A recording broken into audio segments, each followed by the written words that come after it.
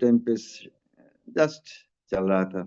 मैं दूसरी शहर में था, तो आया उड़ के, तो देखा कि उनका होने वाला है, सुबह हुआ है। तो आज 20 साल गुजर गया। तो कोरोना के टाइम पर ऑपरेशन के बाद ऑपरेशन के बाद उनके लिए उनका लाइफ सेविंग्स ड्रग मानिए लगभग 3 से 4 हजार रुपया का हर मंथ लगता है। पैसा का कोई बड़ी बात नहीं है, मैं सिचुएशन का बात बोल रहा हूँ। गौर से समझने का प्रयास कीजिए। मेरा पास सवाल आया, मैं अपने अंदर खुद को खुद सवाल किया कि जो इंसान, मेरे माँ आज ऑपरेशन होने से कम 10 से 15 साल पहले से प्रेशर का गोलियां लेती थी, उसके बाद लाखों रुपया खर्चा करके, उस टाइम पे लगभग 1.5 से 2 लाख का खर्चा लगता था 20 साल पहले। तो लाखों रुपया खर्चा करके ऑपरेशन भी करवाया, उसके बावजूद भी हर महीने में उनको 3 से 4 हजार रुपया का दवाई भी देना पड़ रहा है। फिर भी इंसान एक्टिव नहीं है, नॉर्मल इंसान नहीं बन पाया, आज भी नहीं बन पाया। तो खैर छोड़िए, वो तो गया, नसीब की बात है, वो तो गया। फिर ऐसे चलते चलते जब कोरोना के पीरियड आया, उस टाइम पे फिर से ये प्रॉब्लम दिखाई देने को शुरू हो किया। प्रेशर फ्लक्चुएटेड होता था आगे पीछे, यानी कि दोबारा रिकरेंट ब्लॉकेज शुरू हुआ है। यही होता है। क्या होता है? रिकरेंट होता है। कैंसर भी रिकरेंट होता है।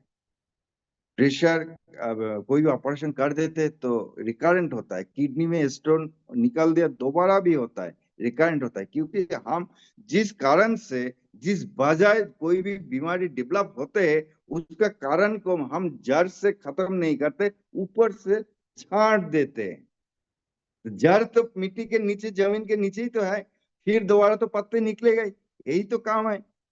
ट्यूमर का ऑपरेशन कर देंगे, इस जिस कारण ट्यूमर बने हैं वो तो अंदर ही है।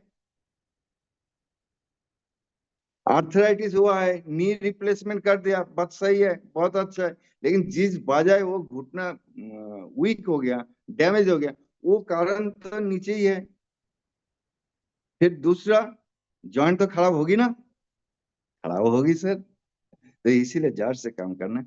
तो मेरे माँ को उस टाइम पे फिर से एंजियोग्राम करने के लिए बोला। तो माता जी ने कहा कि भैया मुझे और एंजियोग्राम नहीं करने का है, क्योंकि मुझसे ज्यादा उनको पता है एंजियोग्राम करने में कितना तकलीफ होती है। और मुझे ये भी पता था अगर वो एंजियोग्राम मैं कराऊंगा तो तुरंत फिर से ऑपरेशन में डाल देगा। तो मैं, हालांकि उस टाइम से मैं इको कार्डियोग्राम करते गया, तो उसमें बीबीआरबी है, ब्लॉकेज है, राइट वेंट्रिकुलर बंडल ब्लॉकेज है।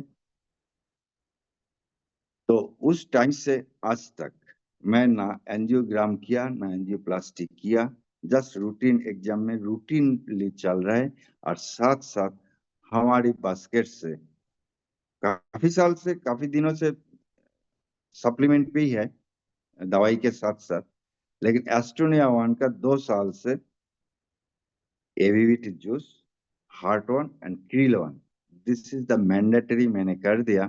तो जब से माता जी ने ये यूज करना शुरू किया, तब से कंप्लेन मूड पे नहीं आ रहा है कि मेरा प्रेशर कैसे कैसे हो रहा है, सिर भारी हो जाता है, ये वगैरह वगैरह।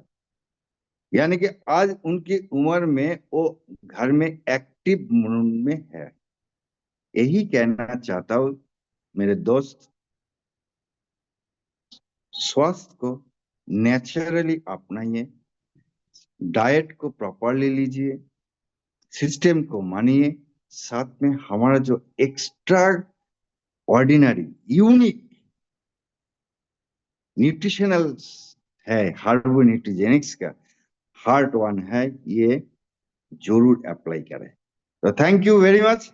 टाइम भी हो चुका है।